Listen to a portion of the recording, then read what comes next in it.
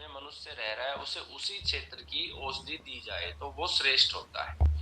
तो हमारा ये जो जीवन चिकित्सा का कंसेप्ट है पूरा का पूरा इसी तरीके से, जो हमारा प्राचीन आयुर्वेद था उसी तरीके से हमने इसको डिजाइन किया है। क्यों? क्योंकि हमने ये महसूस किया कि पूरे देश में जड़ी बूटी की सप्लाई जो है ना एक चैन बनी हुई है। जैसे हम सभी लोग दिल्ली की खारी बावली से जड़ी बूटी खरीदते हैं, ठीक है। अब चाहे हमारे पास बिहार का रोगी आए, चाहे हमारे पास उत्तर प्रदेश का आए, किसी भी क्षेत्र का रोगी आता है तो वही जड़ी बूटी दी जाती है।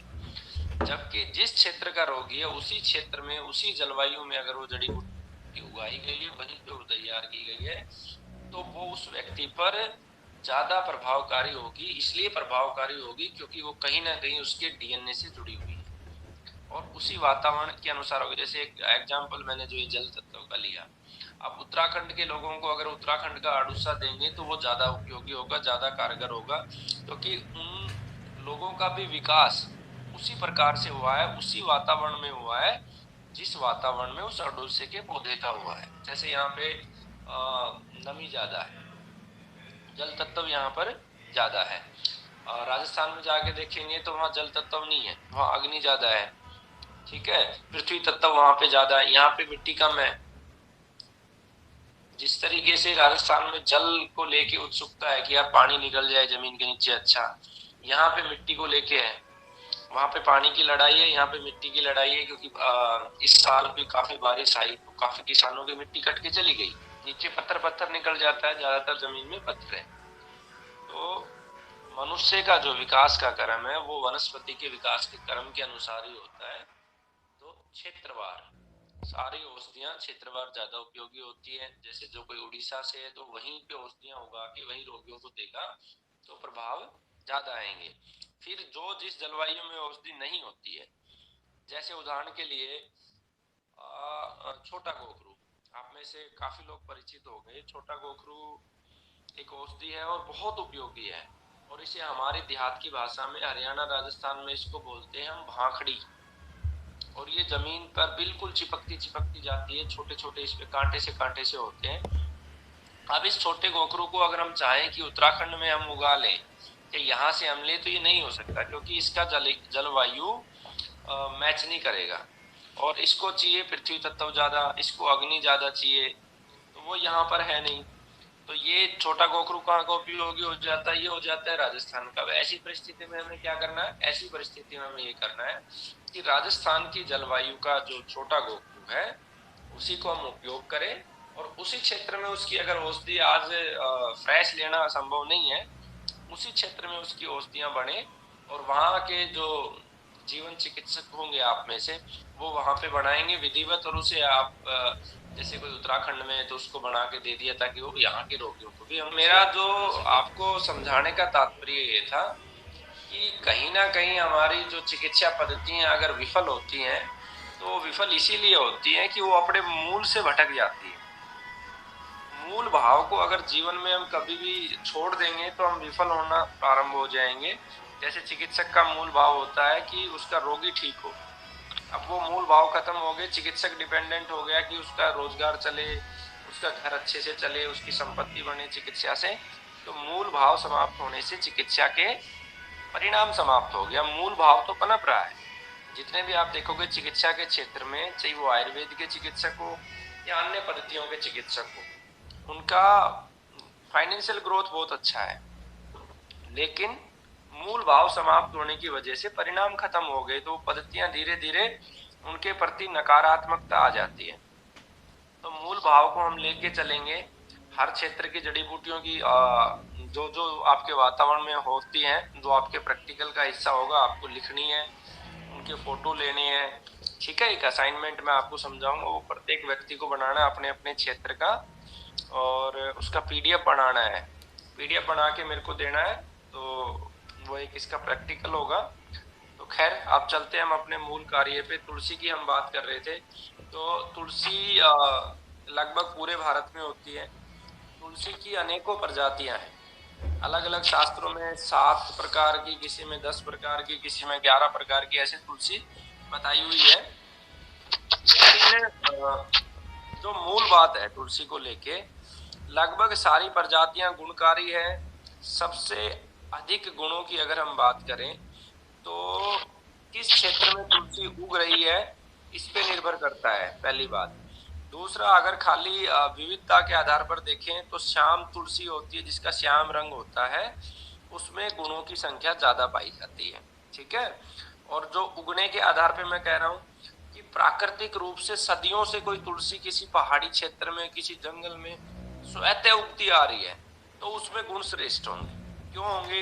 एक तो उसका बीज पूरा शुद्ध है, बीज के ऊपर कोई छेड़खानी नहीं हुई, ना हाइब्रिड हुआ, ना किसी प्रकार की दिक्कत है। दूसरा, उसको जो भोजन है वो पूर्ण रूप से प्राकृतिक मिल रहा है, रसायन इसमें इस्तेमाल नहीं हो रहे, क्योंकि तुलसी का कॉमर्शलाइजेशन हो गया है। किसान इसको एक गेहूं चने की तरह उगाना प्रारंभ कर दिया है, तो वो सबसे ज्यादा गुणकारी होगी।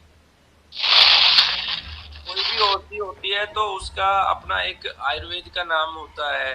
आयुर्वेद में उसे क्या कहते हैं, मतलब भाषा के आधार पर कह सकते हैं, संस्कृत में एक नाम है, इंग्लिश में एक नाम है, हिंदी में एक नाम है, मराठी में कुछ बोलते हैं। तो इसको पढ़ाने का कोई बहुत ज्यादा बताने का रिलीवेंस नहीं है, आप सभी ये गूगल कर सकते हो, इसमें वेस्टेज ऑफ टाइम ही होगा। फिर भी संस्कृत में इसको तुलसी बोलते हैं, और वो इंग्लिश में इसको जो है होली बेसिल करके बोलते हैं। तो एक इनका वनस्पति का नाम होता है, वो उसको इसमें ओसिमियम सेक्टम करके कुछ बोलते हैं, है ना, ओसिमियम सेक्टम कुछ इसी तरीके का नाम है।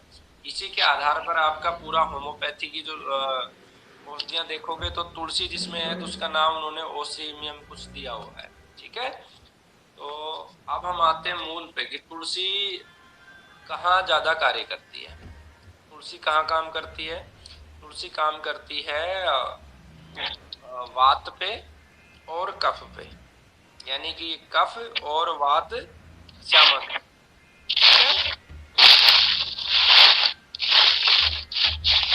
पित्त पे ये न्यूट्रल है।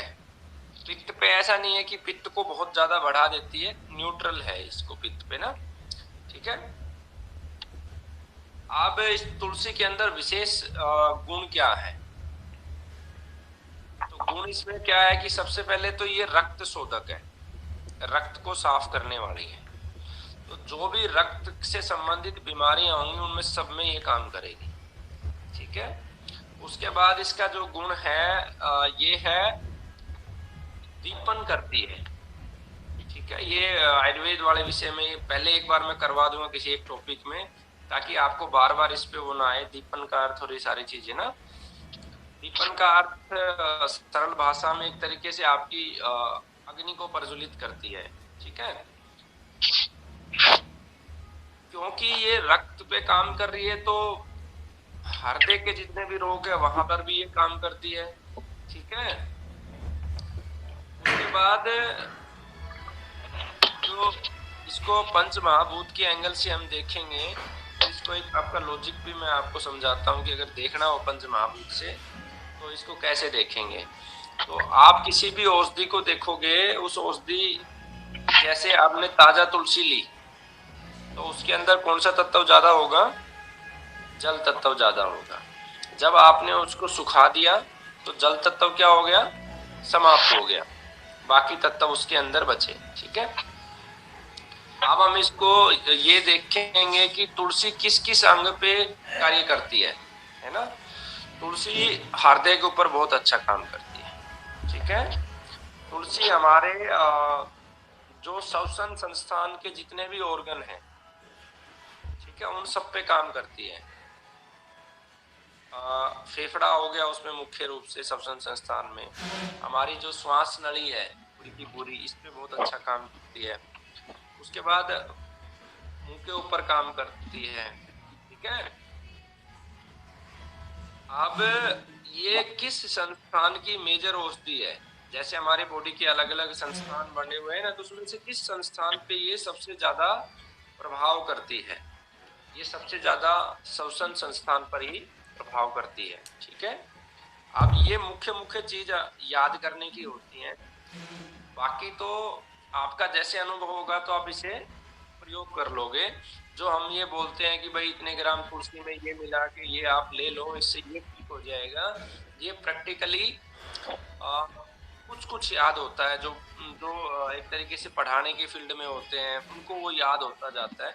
बाकी बहुत ज्यादा चिकित्सक को याद नहीं हो सकता है, क्योंकि एन नंबर ऑफ फॉर्मूला है। तो आप लॉजिक के आधार पर खुद फॉर्मूले को बनाने सीखें। हम क्या करते हैं कि जैसे अलग अलग विद्वानों ने पुस्तक लिखी है, जैसे आचार्य बालकृष्ण जी ने आधुनिक समय में एक पुस्तक लिखी है औषधियों के बारे में।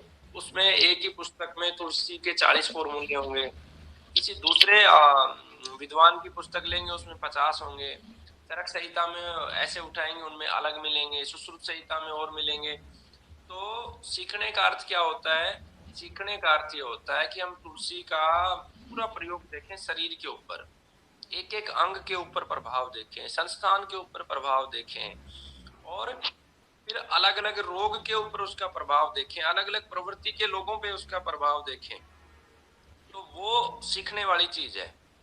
वो वो याद करने के लिए है। पीछे के विद्वानों ने जो अपना अनुभव है वो याद करने के लिए है। औषधि की जब हम बात करेंगे तो सीखने वाली बातें ये है। तो इसमें सीखेंगे आप प्रैक्टिकली, जब आप अनुभव करेंगे फिर आप धीरे धीरे अपने फॉर्मुलेशन बनाना शुरू करेंगे, तो आप ज्यादा काम कर पाएंगे, समाज को भी ज्यादा दे पाएंगे।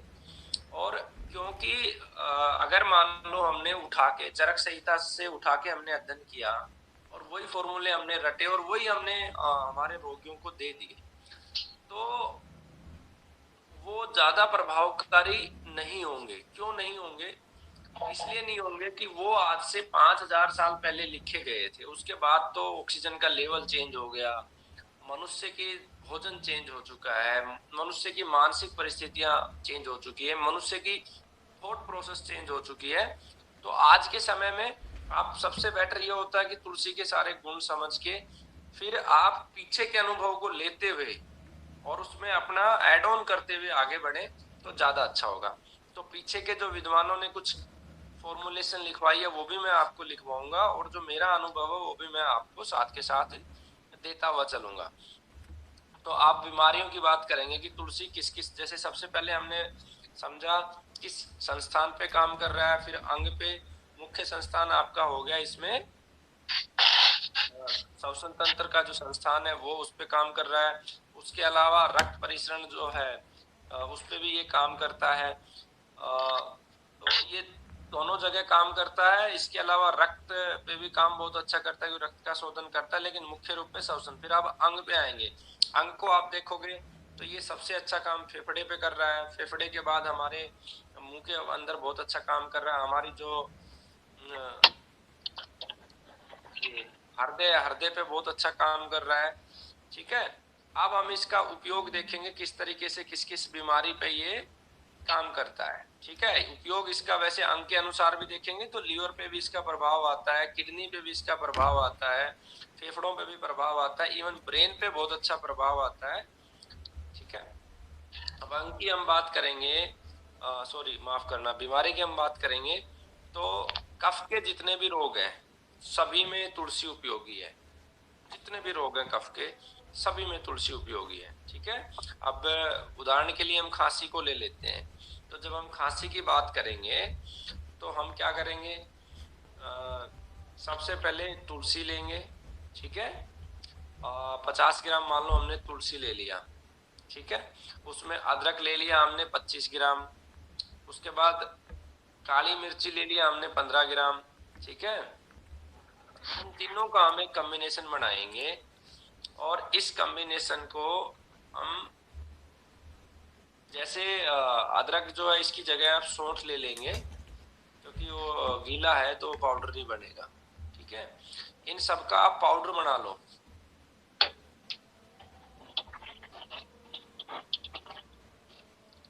पाउडर बना के आप इसकी रोगी की, देखो औषधि की मात्रा का चुनाव कैसे करते हैं ये भी मैं आपको बता दूं। आप रोगी की जो शारीरिक क्षमता है, शारीरिक क्षमता के आधार पर औषधि की मात्रा डिसाइड करेगा। जैसे मैंने एक मोटा मोटा एक फॉर्मुलेशन बनाया हुआ कि अगर रोगी के अंदर 40 किलो वजन है और उसका पाचन तंत्र ठीक है, ठीक से काम कर रहा है, बढ़िया काम कर रहा है, तो हम उसको लगभग लगभग 2 से 5 ग्राम के बीच में सभी औषधियों का मिश्रण दे सकते हैं पाउडर के रूप में। लेकिन इसमें एक महत्वपूर्ण बात ध्यान करनी है, सभी पे यूनिवर्सली लागू नहीं होता है। कुछ औषधियां हैं जैसे सर्पगंधा है, उसकी मात्रा बहुत सीमित देनी होती है, ठीक है। तो ये हमने जैसे 40 किलो वेट का एक मैंने पैमाना बनाया कि 40 किलो वेट है और उसका पाचन तंत्र अच्छा है, कोई मेजर प्रॉब्लम नहीं है, तो 2 से 5 ग्राम के बीच में हम दे सकते हैं, ठीक है। तो इसमें भी इसी प्रकार से मात्रा मैं बार बार नहीं बताऊंगा, एक ही बार मैं आपको बता रहा हूँ कि 2 से 5 ग्राम 40 किलो के लिए आप पकड़ लो। और ये आप देख लो रोगी को समस्या कैसी है। 40 किलो से अतिरिक्त अगर वजन है किसी का तो भी मैक्सिमम 5 ग्राम ही हो सकती है। 40 किलो से कम है तो उसी रेशियो में आप थोड़ा सा कम कर दो। मान लो कोई बच्चे की उम्र 18 वर्ष है और उसका वेट अभी 35 किलो है, तो अब आपको क्या समझना है कि बच्चे का विकास वास्तव में पूरा हुआ नहीं है। 18 किलो, 18 एज है, तो इसका वजन ज्यादा होना चाहिए। तो हमें औषधि की मात्रा को थोड़ा कम यानी कि 3-3.5 ग्राम के बीच में उसको देना है। फिर मान लो कोई 10 वर्ष की किसी की आयु है और उसका वजन 30 किलो है, तो वो भी अंडर वेट ही है। वेट की कैटेगरी आप देखोगे तो उसको भी औषधि की मात्रा कम देनी, यानी कि 30 किलो में हमें होना तो ये चाहिए कि उसी 40 के रेशियो में घटाना है मैथ की कैलकुलेशन के हिसाब से। लेकिन क्योंकि वो अंडर वेट है तो उसको थोड़ा सा और कम कर दें। अब मान लो आपके पास कोई 2 वर्ष का रोगी है ना, और वजन उसके अंदर 6 किलो के आसपास है, तो आप उसमें ये 5 ग्राम मात्रा नहीं दे सकते। अब उसमें आपको ये भी देखना है कि वो मात्र 2 वर्ष का है, उसको औषधि देनी भी चाहिए नहीं देनी चाहिए, ठीक है। तो उसमें बहुत सीमित मात्रा में आप औषधि देंगे। छोटे बच्चों को औषधि से अवॉइड ही करना चाहिए, उन्हें नहीं देनी चाहिए। फिर जैसे कोई दूध पीता हुआ बच्चा है, अब उसको खांसी होगी तो उसमें बच्चे को कभी औषधि नहीं देना चाहिए। कोशिश क्या करनी चाहिए कि जो विकार बच्चे के अंदर आया, जैसे उदाहरण के लिए उसको खांसी हो गई,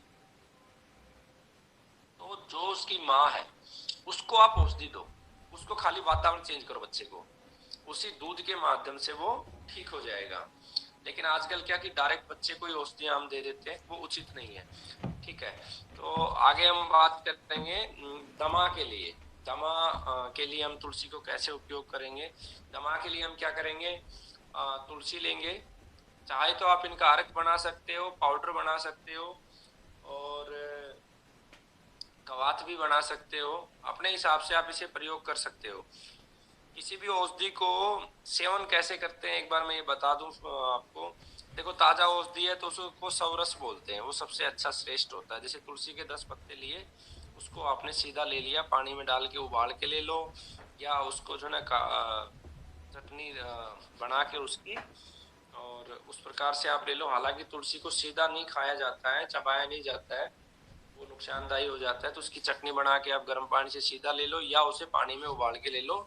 इन दोनों को ही सवरस बोलेंगे, वो सबसे ज्यादा प्रभावकारी होता है। उसके बाद उस औषधि को छांव में सुखा के उसका पाउडर बना लेते हैं। तो पाउडर लेना, पाउडर भी ले सकते हैं पानी, गर्म पानी के साथ, मौसम के अनुसार उसके उस औषधि के साथ किस बीमारी में दे रहे हैं। जैसे कफ के रोगों में हम दे रहे हैं तो हमेशा गर्म पानी को यूज करेंगे औषधि के साथ। पित्त के रोगों में दे रहे हैं तो हम शीतल जल को या शीतल तासीर की उसको प्रयोग करेंगे, तो वो एक पाउडर के रूप में। फिर कवात के रूप में क्या बोलते हैं उसको, जौ कुटा कर लेते हैं और उसको फिर पानी में उबालते हैं, तो वो कवात के रूप में हो गया। फिर अगला फॉर्म क्या होता है कि हम उसका अर्क बनाते हैं औषधि का, अर्क के रूप में आप दे सकते हैं। फिर एक बनता है कि गोली के रूप में, घनवटी बोल देते हैं, वटी बोल देते हैं, उसी औषधि का टेबलेट फॉर्म में उसे कन्वर्ट करते हैं। तो इस प्रकार से हम किसी भी एक का चुनाव करके जो रोगी के लिए सूटेबल है हम उसे दे सकते हैं। तो खैर अब दमा अस्थमा के लिए हम बात करेंगे कि दमा अस्थमा में हम उसे कैसे दे सकते हैं। तो दमा अस्थमा में आपको क्या करना है, आपको एक तो लेना है तुलसी,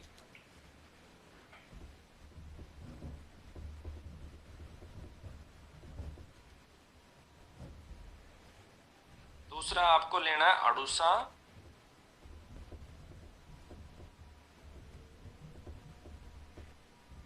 तीसरा आपको लेना है दालचीनी,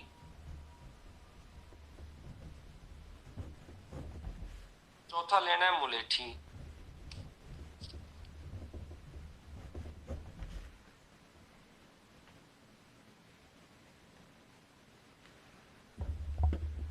चार औषधियों को आप प्रयोग करोगे, मात्रा मैंने पहले बता दी, बार बार बताने की आवश्यकता नहीं है।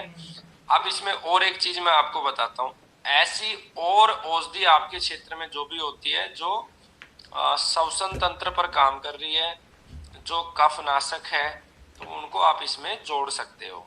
ठीक है,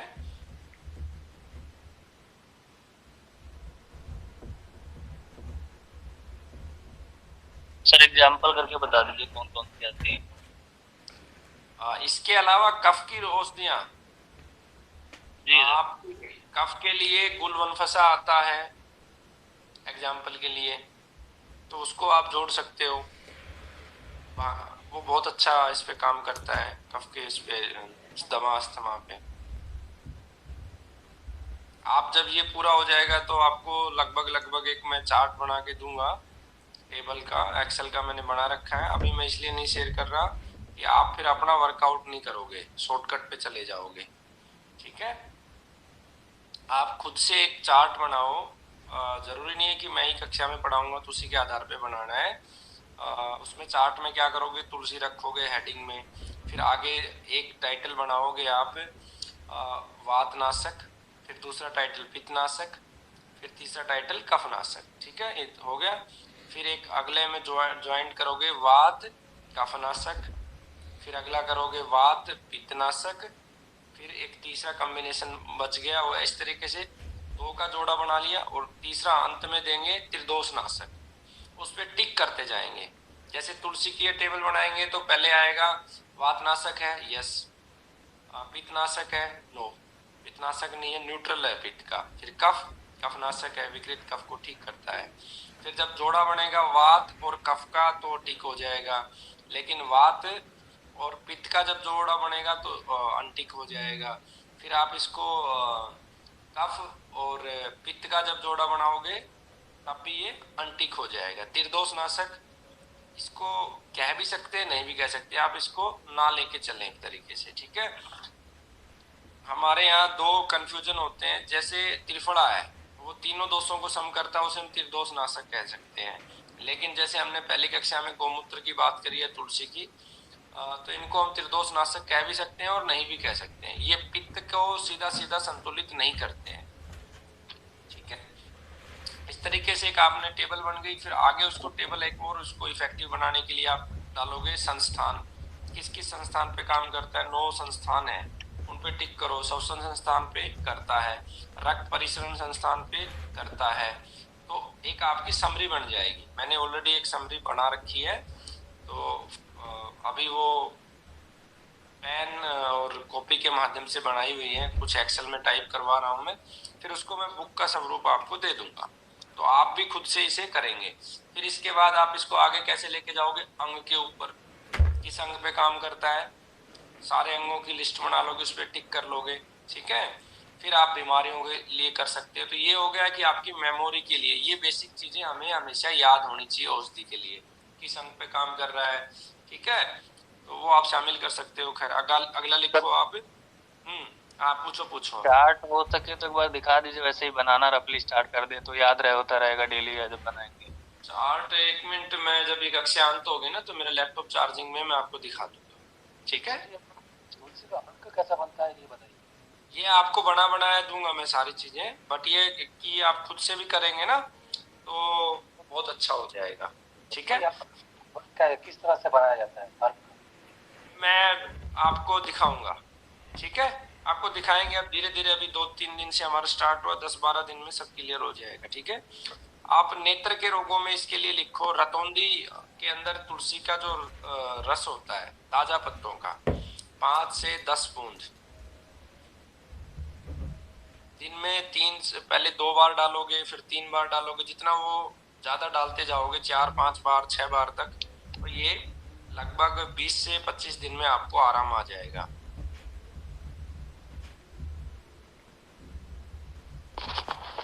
रिपीट करना गुरुजी।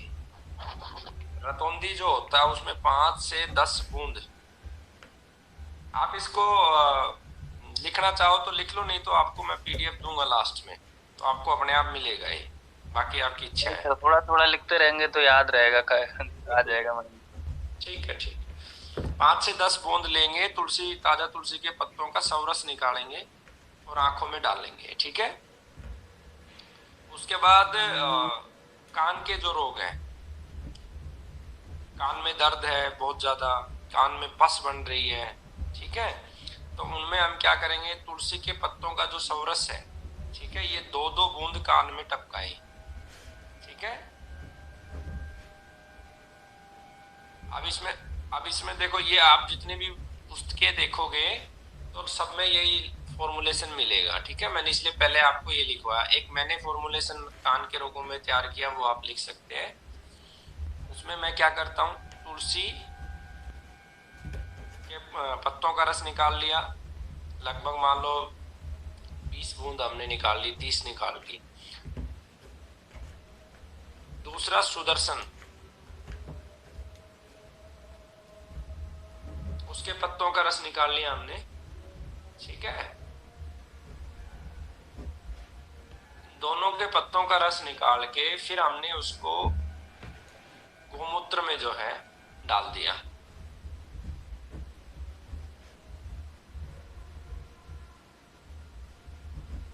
सुदर्शन का कितना बूंद? समानांतर समानांतर रखो आप उसको। ऐसा कर सकते हो समानांतर, देखो लॉजिक को समझो।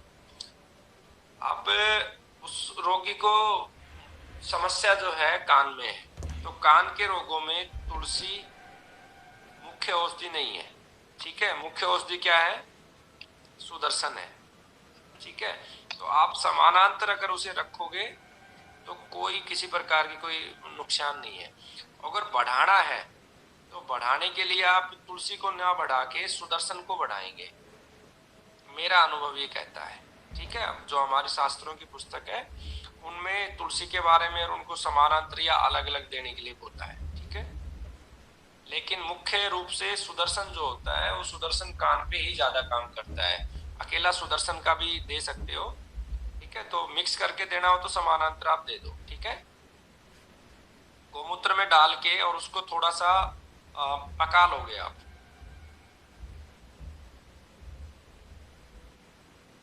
पकाते टाइम क्या होगा, थोड़ा सा पकाने से, ज्यादा नहीं पकाना है, तो अधिकतम जल तत्व जो है वो अधिकतम वाष्पीकृत हो जाएगा थोड़ा सा ही पकाने में। केवल औषधियों का जो मूल कंटेंट है वो बचेगा, वो आप डालिएगा।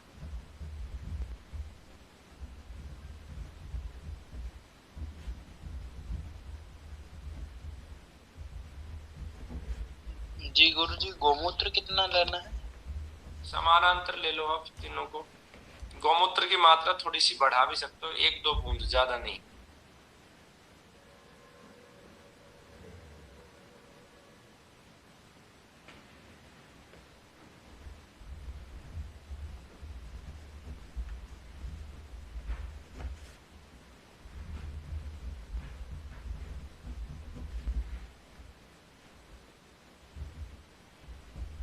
लिखो अब। जिन लोगों को अनिद्रा की समस्या है या जिनकी मस्तिष्क में मेमोरी वीक है, उन लोगों को आप तुलसी का तेल 1 से 2 बूंद उनके नाक में टपकाओगे तो पुराना सिर दर्द भी ठीक हो जाएगा, नींद भी सही आएगी और याददाश्त भी बढ़ेगी।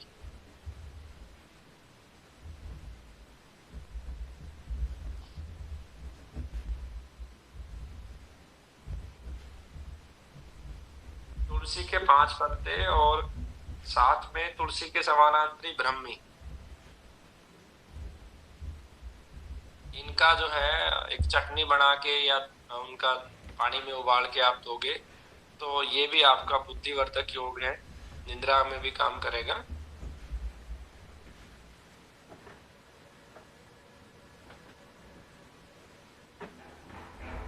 दांतों का अगर दर्द है तो काली मिर्ची और तुलसी के पत्तों की गोली बना के वो दांत के ऊपर रखोगे, थोड़ा सा लौंग का तेल मिलाओगे तो और इफेक्टिव हो जाएगा, तो दांतों के दर्द में वो काम करता है।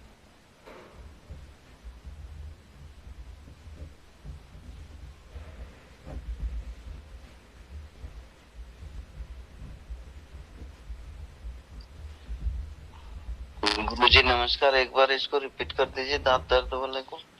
दांत के दर्द में आप क्या करोगे, तुलसी, काली मिर्ची,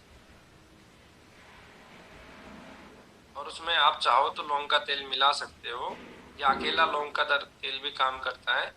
वो आप उसकी गोली सी बना के, और वो जहाँ पे दर्द है जिस दांत में, वहां पे उसको उसके पास रख लो, दोनों के दांतों के बीच में, तो वो लाभ करता है। जो लोग बहुत ज्यादा, जिनका काम जो है बोलने का है, पढ़ाने का है, उन लोगों का सबर भंग हो जाता है। ठीक है, तो ऐसी परिस्थिति में जैसे मुलेठी को हम चबाते हैं, उसी प्रकार से तुलसी की जड़ को भी हम चबा सकते हैं।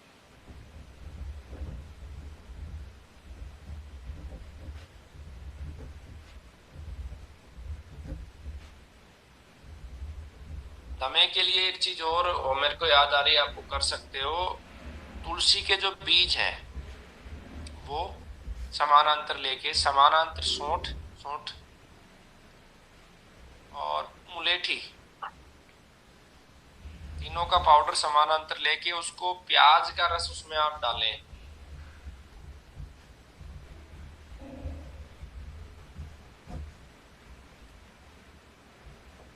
और फिर उसमें शहद मिलाकर चटा दे रोगी को। तो जो सूखी खांसी होती है जिसमें कफ नहीं आता है, उसको भी ये ठीक करेगी, और साथ में दमे में भी ये लाभदायक। सर एक बार रिपीट कर दीजिए।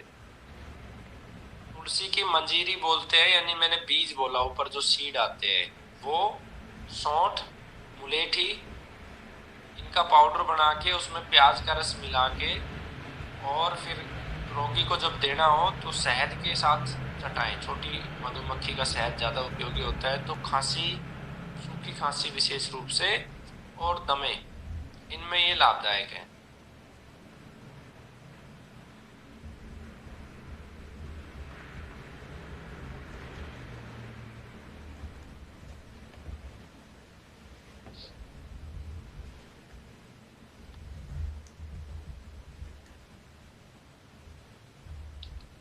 अब लिखो, तुलसी के जो पत्तों का सवरस है, ठीक है, उसको ठीक भोजन से पहले, अब देखो इसकी टाइमिंग बहुत इंपॉर्टेंट है, नहीं तो ये काम नहीं करेगा। ठीक है, ठीक भोजन से पहले आप दोगे। जब जब वो भोजन करेगा तब तब आपको देना है।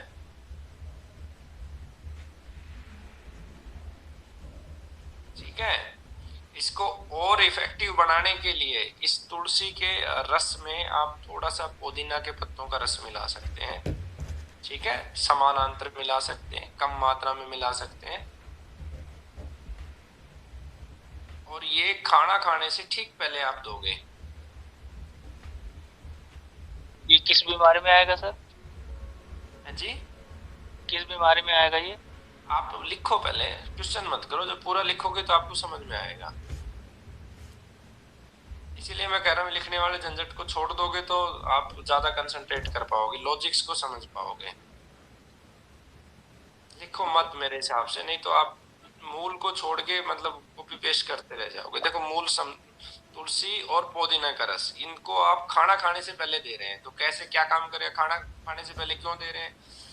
इसलिए दे रहे हैं कि एक तो उनकी पाचन अग्नि, में, हाँ पाचन में, एक तो अग्नि तीव्र हो जाए। खाना खाने से पहले अग्नि को तीव्र करना होता है ताकि खाना पच जाए। ठीक है, तो इसलिए हम इसे दे रहे हैं। कितने बार देना? जितनी बार खाना खाओ उसमें दो। और ये काम कहाँ का करेगा?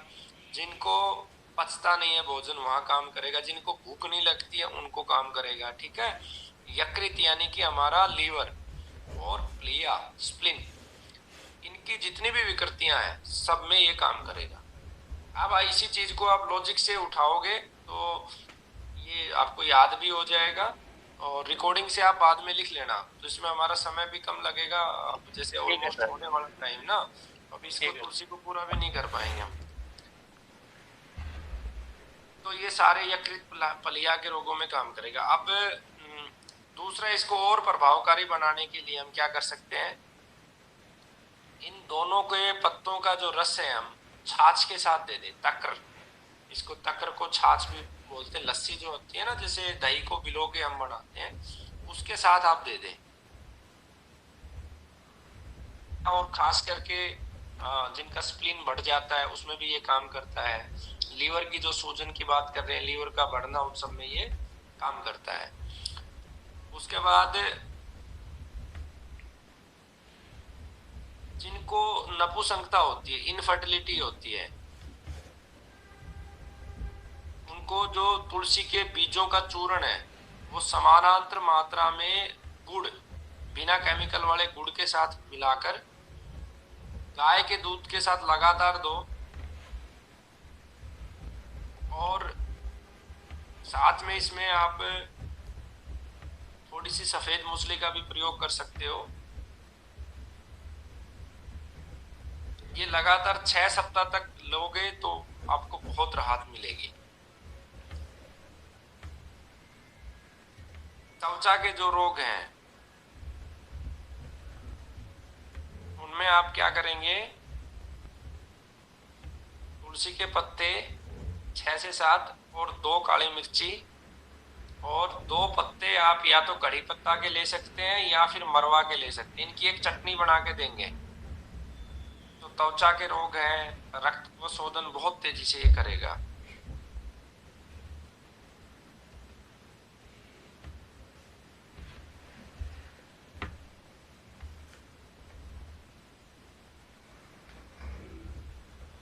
आचार्य जी, तुलसी के पत्ते, मरवा के पत्ते और तीसरा क्या बताया? कड़ी पत्ता, काली मिर्च।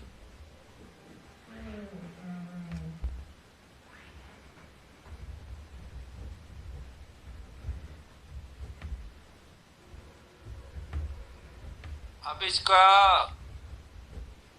जो बल के लिए हमें प्रयोग करना, शरीर का बल बढ़ाने के लिए, तो हम तुलसी का जो मंजीरी है यानी कि जो बीज है उसको ले लेंगे लगभग 20 ग्राम, और 40 ग्राम इसमें मिश्री लेंगे।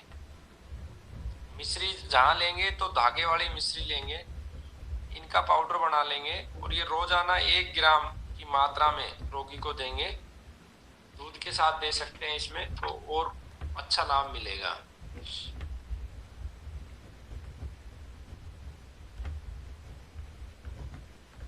तो मोटा मोटा इस तरीके से हम इन के लिए प्रयोग कर सकते हैं। वैसे तो प्रयोग तुलसी के अनंत है, लेकिन ये सारी चीजों में लगभग काम करता है। कैंसर में अगर आप तुलसी को सिंगल रूप से प्रयोग करोगे, तुलसी का अर्क, तो वो लाभकारी रहेगा। किसी को हार्ट में ब्लॉकेज है उसमें भी सीधा तुलसी का अर्क दोगे, वो लाभकारी रहेगा, लेकिन पूरी ब्लॉकेज नहीं खोल सकता है। ठीक है, अब आपके जो प्रश्न है इस विषय में, तुलसी के विषय में, तो अपने पास लगभग 13-14 मिनट है, आप इंडिविजुअली पूछ सकते हैं। एक और चीज मैं, एक लास्ट चीज मैं आपको बता दूं, तुलसी की एक घर में गोल वाटिका आप बना लो, 10-12 तुलसी लगा लो, ठीक है। बीच में इतना स्पेस रखो कि एक व्यक्ति आसानी से बैठ जाए। आप वहां पर लगातार 10 मिनट बैठेंगे तो आपका जो सकारात्मक ऊर्जा है वो बढ़ जाएगी और नकारात्मक ऊर्जा कम हो जाएगी।